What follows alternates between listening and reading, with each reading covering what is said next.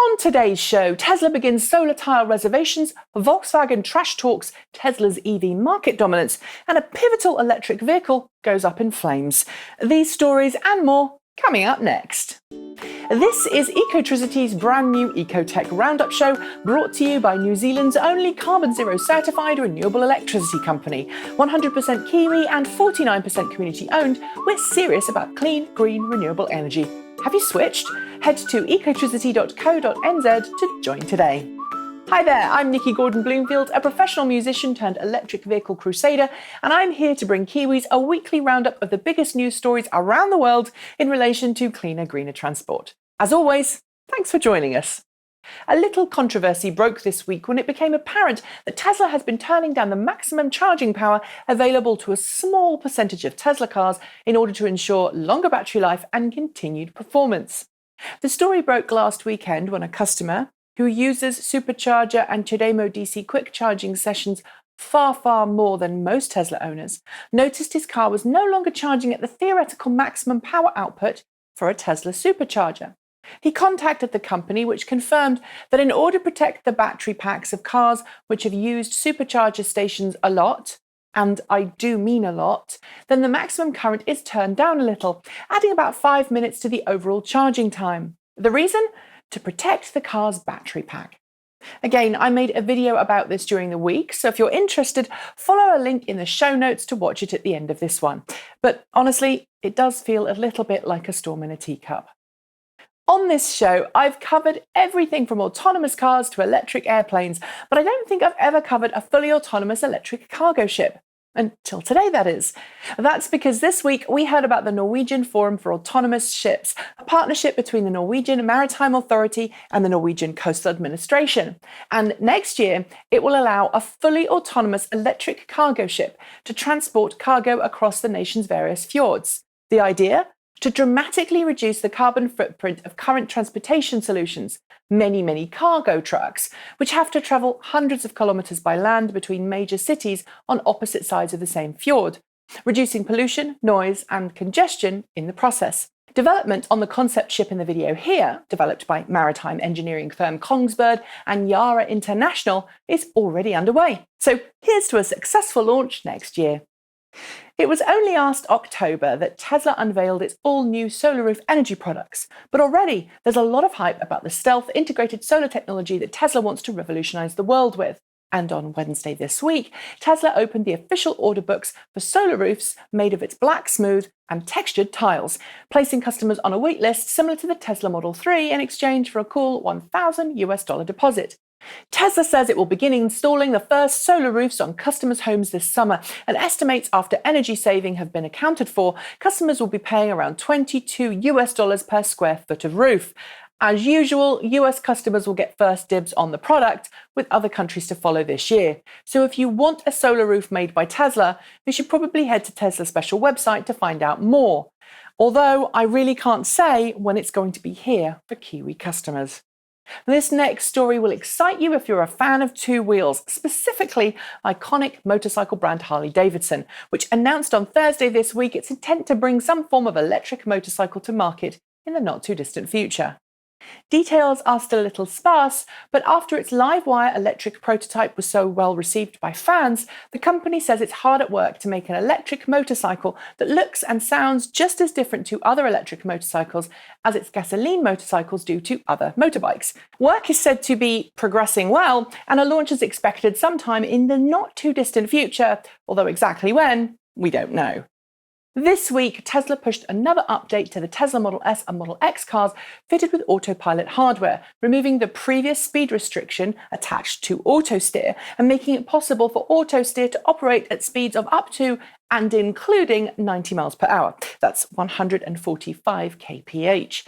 At the same time, Tesla confirmed that it was now saving video captured by the various in-car cameras used by autopilot system, not to spy on customers, but rather to help it perfect its autonomous vehicle technology, something it hopes, I assume, will accelerate the speed at which it can develop full Level 5 autonomy. It's not clear if Tesla is capturing data from all of the autopilot cameras on board, or just the 2 or 3 currently being used by its autopilot system at the moment. But there's one thing I can say. its data costs must be sky high, and I can only imagine how much data is being generated on a daily basis. If you're feeling adventurous, why not try and figure it out and leave the answer in the comments below. Ever since Dieselgate broke back in late 2015, Volkswagen has been doing everything it possibly can to make itself appear to be as clean and green as an automaker as possible, showcasing prototype electric car after prototype electric car. Well, this week it went one step further, with several executives at its annual general shareholder meeting trash-talking competitors like Tesla and reiterating the claim that the Volkswagen Group would dominate the electric vehicle market by 2025. Of course, that's all very well and good, but so far we've seen very little evidence to suggest that's possible. And when you add in the fact that Volkswagen decided not to publicly release the findings of its independent investigation into the circumstances that led to the Dieselgate scandal this week, because it might cause further criminal proceedings to be brought against the company and its employees, I'm really unconvinced that Volkswagen has a chance of making its claim become a reality. Nope. Volkswagen might have a bit of a bad reputation when it comes to making electric cars, but this week the folks at ecoTEC NZ were contacted by the wonderful Carl Penwarden from Wellington, who wanted to claim his free ecoTEC license plate surrounds, which, by the way, I should remind you about if you haven't already claimed yours. They're free to anyone with a Kiwi registered EV. This is Carl's ride. It's a 1965 Volkswagen Bug which has been converted to electric. It's powered by 37 3.3 volt lithium ion cells, which store a total of 22 kilowatt hours of energy, almost the same as the original Leaf. The motor, a 53 kilowatt electric motor mounted to the car's original gearbox, is certainly more powerful than the car's original 30 kilowatt petrol engine, and Carl says the car is good for 120 k's, depending on terrain and speed. While it still can be driven in different gears, Carl says it normally sits in third for most round-town trips.